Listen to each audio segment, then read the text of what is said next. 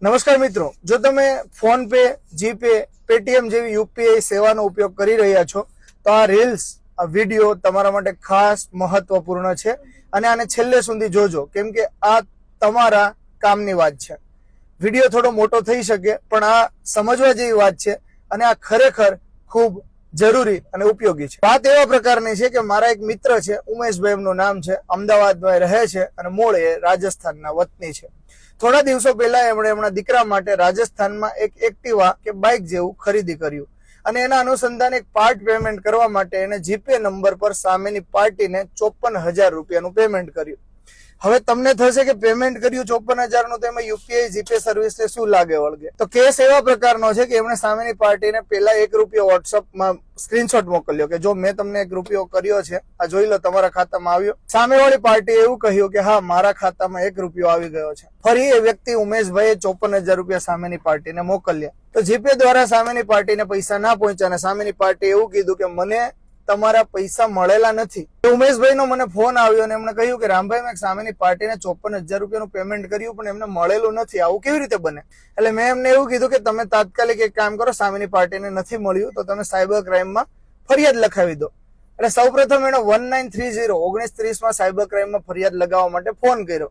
એટલે cyber crime એવો જવાબ આપ્યો કે www.cybercrime.government.in પર તમે ફરિયાદ નોંધાવો. હવે એ ભાઈ બિચારો અભણ માણસ હતો કે આટલું બધું ઇંગ્લિશ એને આવડતું નહોતું, કે આવી રીતે ફરિયાદ કરતા તો મને નથી આવડતું ઓનલાઈન, તો રામભાઈ ફરિયાદ ક્યાં કરું? તમે તો સારું, એ હું તમને કરાવી દઈશ, પણ એના કરતા એક કામ કરો, આપણે મળીએ એ પહેલા તમે તાત્કાલિક નજીકનું જે તમારું પોલીસ સ્ટેશન છે જ્યાં જઈને તમે ફરિયાદ લખાવી દો. તમને મેં એવું કીધું કે તમારું સોલા પોલીસ સ્ટેશન લાગે છે, ત્યાં સાયબર ક્રાઇમનું ડિપાર્ટમેન્ટ હોય છે, ત્યાં જઈને તમે આની ફરિયાદ લખાવી શકો છો.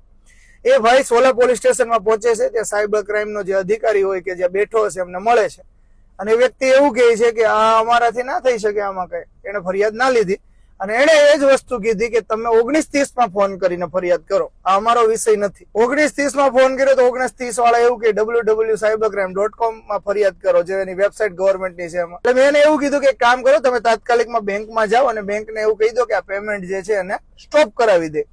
એટલે ઉમેશભાઈ સીધા બેંક ઓફ બરોડામાં ગયા, પોતાની શાખામાં, અને બેંક ઓફ બરોડાને કહ્યું કે આવું એક પેમેન્ટ થઈ ગયું છે. તો બેંક ઓફ બરોડાએ ચેક કર્યું યુપે એટલે કે યુપીઆઈ ચેક કરી અને જીપેમાં બેંક ઓફ બરોડાએ કહ્યું કે તમે જે યુપીઆઈમાં પેમેન્ટ કરી રહ્યા હતા તો યુપીઆઈમાં એક મોબાઈલ નંબરમાં 2 એકાઉન્ટ યુપીઆઈ એડ હતા. સમજો, આ વાત ખાસ સમજવા જેવી છે. મોબાઈલ નંબર સાચો છે, સામેવાળી વ્યક્તિ પણ સાચું છે, પણ ભવિષ્યમાં એનો નંબર બંધ થઈ ગયો છે અથવા તો કોઈ ના કોઈ રીતે બીજું યુપીઆઈ સાઈડમાં એડ થઈ ગયું હતું, એમાં એ 54,000 જતા રહ્યા. એટલે હવે મુશ્કેલી આ એવી કે ફાઇનલ વાત થઈ ગઈ હતી કે પૈસા કોઈ અધર એકાઉન્ટમાં ગયા છે, સામેવાળી પાર્ટીને નથી મળ્યા અને સામેવાળો વ્યક્તિ સાચો છે. એટલે બેંક ઓફ બરોડાને ફરિયાદ કરી કે ભાઈ તમે આ પેમેન્ટને સ્ટોપ કરાવો. તો બેંક ઓફ બરોડાએ પહેલા તો કીધું કે હા અમે કરી દેશું, પણ પછી જયારે ભાઈને હું મળ્યો અને એમનું મેં ડેશબોર્ડ ચેક કર્યું બેંક ઓફ બરોડાની ફરિયાદનું, તેમાં સ્ટેટસમાં બેંક ઓફ બરોડાએ એવું જણાવ્યું હતું કે આ પેમેન્ટને અમે રોકી શકતા નથી, કેમ કે આ પેમેન્ટ તમે થર્ડ પાર્ટી એટલે કે યુપીઆઈ દ્વારા, જીપે દ્વારા કર્યું છે, તો આના માટે આ કામ જીપે કરી શકે, અમે આને કઈ કરી ના શકીએ. એટલે સાયબર ક્રાઇમે પણ અમને ના સાંભળ્યા, બેંકે પણ અમને ના સાંભળ્યા, સોલા પોલીસ સ્ટેશનની અંદર સાયબર ક્રાઇમ વિભાગ આવેલો છે, એમની ટીમે પણ ના સાંભળ્યા. હવે વાત આવી ગૂગલ પે ની કે તમે ગૂગલ પે ને જાણ કરો. એવું કોણે કીધું? યુપીઆઈ. એટલે મેં તાત્કાલિક એ ઉમેશભાઈ નો મોબાઈલ લઈ અને ગૂગલ પે ને રિક્વેસ્ટ નાખી કે તમારામાંથી જે પેમેન્ટ થયું છે એ અમારાથી રોંગ જતું રહ્યું છે કોઈ અન્ય વ્યક્તિમાં. લગભગ કલાકના સમય પછી ગૂગલ પે એક મેલ કરે છે અને મેલમાં લખેલું હોય છે તમે માત્ર ને માત્ર એક પાર્ટીથી બીજી પાર્ટીને પેમેન્ટને ધક્કો મારીએ છીએ બેંક દ્વારા. આ કામ અમારું માત્ર ને માત્ર ધક્કો મારવાનું છે, પાછું લેવાનું રોકવાનું કામ બેંકનું છે, અમે આ કામ ના કરી શકીએ. એટલે ગૂગલ પે પણ હાથ જીપે ઊંચા કરી દીધા. હવે આ ભાઈ જે છે એમના દરવાજા સાયબર ક્રાઇમ ના બંધ થઈ ગયા, જીપે ના બંધ થઈ ગયા, બેંક ના બંધ થઈ ગયા અને પોલીસ સ્ટેશન ના બંધ થઈ ગયા. કોઈ રીતે કોઈ ફરિયાદ સાંભળે નહીં. એટલે મને એવું થયું કે સામેની કઈ પાર્ટીમાં એકાઉન્ટમાં પૈસા ગયા છે આપણે જાણીએ. એટલે અમે બેંક ઓફ બરોડાને કહ્યું કે સામેની પાર્ટીનો તમે જો નંબર આપી શકતા હોય તો અમે કંઈક પ્રયાસો કરીએ. એટલે મેં એક મારા મિત્ર છે સાયબર ક્રાઇમમાં પીએસઆઈ છે, એમને ફોન કરીને માહિતી મેળવી કે સાહેબ આવી ઘટનાઓ બની ગઈ છે, આમાં હવે મારે શું કરી શકાય મને જણાવો. એટલે એમણે મને એવું કીધું કે રામભાઈ આનો એક જ રસ્તો છે, તમે સામેવાળી પાર્ટી જેના ખાતામાં પૈસા ગયા છે એને એક રિક્વેસ્ટ કરો ને પ્રેમથી સમજાવો કે ભાઈ મારું ભૂલમાં એક એકાઉન્ટમાં તમારા પૈસા આવી ગયા છે, અમને પાછા આપી દો, તો આપી દેશે. આવું ઘણી વાર થાય છે. એટલે અમે સામેવાળી પાર્ટીનો મોબાઈલ નંબર અને એકાઉન્ટ નંબર લેવા માટે બેંક ઓફ બરોડામાં પહોંચ્યા અને બેંક ઓફ બરોડાએ અમને એક ખાતું આપ્યું. હવે બેંક ઓફ બરોડાએ કહ્યું કે આનો નંબર અમારી પાસે નથી, માત્ર ને માત્ર ખાતું છે બેંકનું, આ એકાઉન્ટમાં પૈસા ગયા છે, પણ તમારે આનો નંબર મેળવવો હોય તો એક્સિસ બેંકમાં જવું પડે. એટલે અમે લોકો એક્સિસ બેંકમાં ગયા, સિંધુ ભવનની એક્સિસ બેંકમાં. હું ત્યાંના મેનેજરને મળ્યો, એમાં હું પોતે જ ગયો હતો.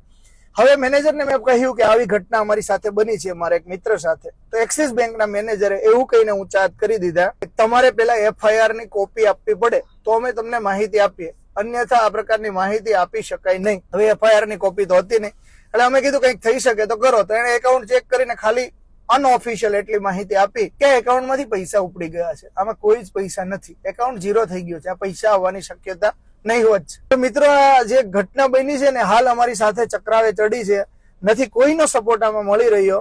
હવે ફાઇનલી શું કરી શકાય એ તો રામ જાણે, પણ હાલ પ્રયાસો શરૂ છે. Bank, cyber crime, police station, banking sector, GPay. તો મિત્રો, જો તમે પણ યુપીઆઈ દ્વારા કોઈ મોટું પેમેન્ટ કરી રહ્યા હોય ને તો ભૂલી જવાની ગણતરી એ કરજો, કેમ કે જો ભૂલમાં કોઈનામાં જતું રહ્યું એ પાછું નહીં આવે ને, પોલીસ, સાયબર ક્રાઇમ કે અન્ય કોઈ વ્યક્તિનો તમને આમાં સપોર્ટ મળશે નહીં, એ શક્યતાઓ ઝીરો થઈ જશે અને આમાં તમારો દોષ આપવામાં આવશે.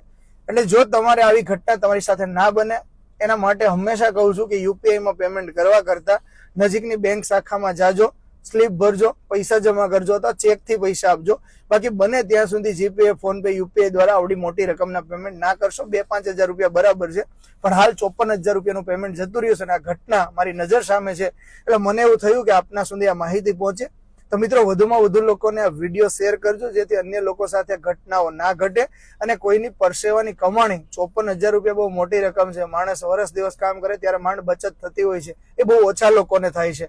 આપણા દેશમાં ગરીબ મધ્યમ વર્ગની સંખ્યા બહુ વધારે છે. 50,000 થી 54,000 રકમ બહુ મોટી રકમ છે. આવી રકમ તમારી પણ મહેનતની કોઈ અન્યના ખાતામાં ના જતી રહે એ માટે યુપીઆઈ માટે સાવચેત રહેજો, સુરક્ષિત રહેજો. જય હિન્દ, જય ભારત.